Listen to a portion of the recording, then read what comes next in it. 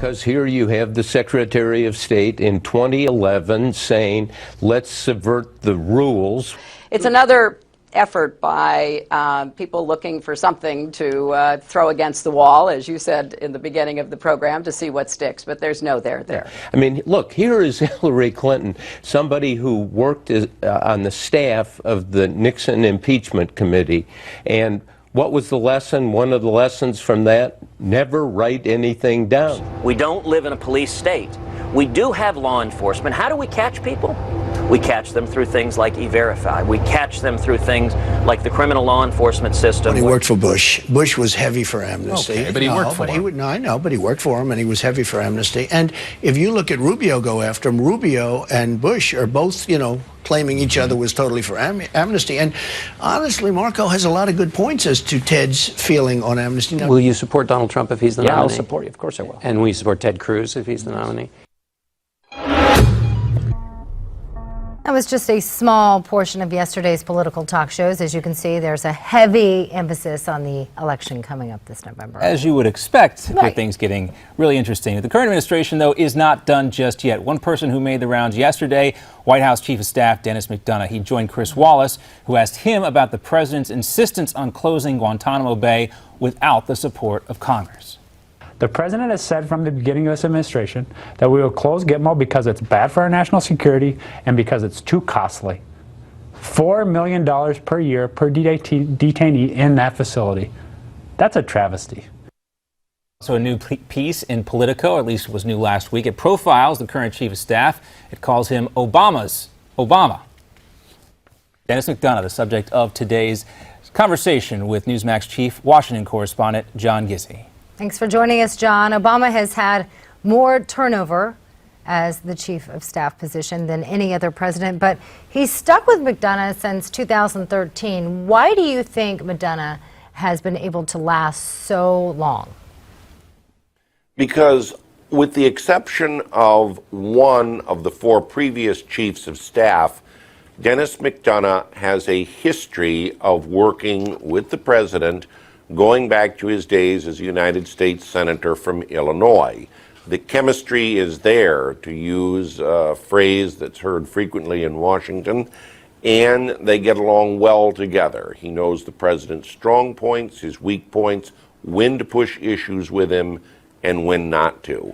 It always surprised me that Bill Daley, known for his political acumen, as President Obama once said, that acumen is inbred, that he lasted barely a year. Why? He didn't have the relationship with the president of an intimate.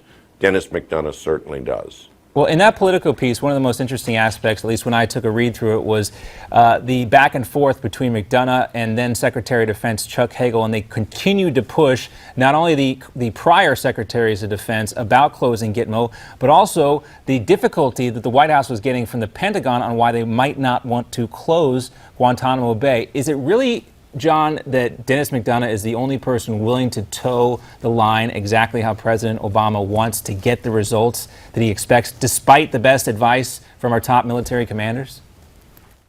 Well, he will be the president's advocate. There's no question about that. And I think other chiefs of staff were reluctant to take up that role. Rahm Emanuel certainly would not. Bill Daley would not. Denis McDonough definitely does. So I do think there is something to that.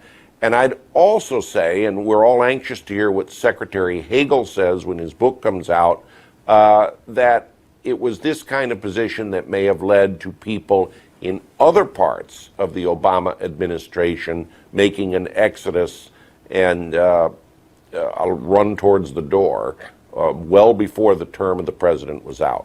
I mean, yeah, if you think back to the departure news conference for Secretary Hagel, you could sense the tension in the room and the frostiness. And, it was almost kind of sad to see Chuck Hagel go out like that, I guess, John. But there's the realities of Washington, are they not?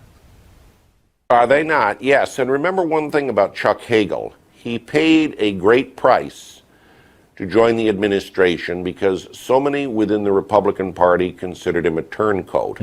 I remember when he was simply chairman of the Foreign Intelligence Advisory Board, and I sat with him at his office at Georgetown University, and I couldn't get him to say who he voted for in 2008. But a lot of other people by then had just given him the cold shoulder in his former party. He gave up a lot to become Secretary of Defense, and he was treated rather shabbily in the opinion of people of both parties. That does seem to be the case. Well, John, before you go, I know you interviewed Cardinal Wuerl, Donald Wuerl of Washington, D.C., the Archbishop. It'll air tonight on Newsmax Prime at 8 p.m. Eastern Time. What can people expect to hear from one of the most influential leaders of the Catholic Church in America when they tune in tonight?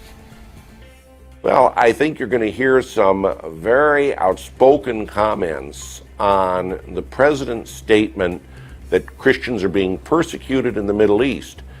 Cardinal Wuerl responds by saying, why not call it what many experts say, genocide? All right, well, we'll look forward to that tonight at 8 p.m. Eastern here on Newsmax TV.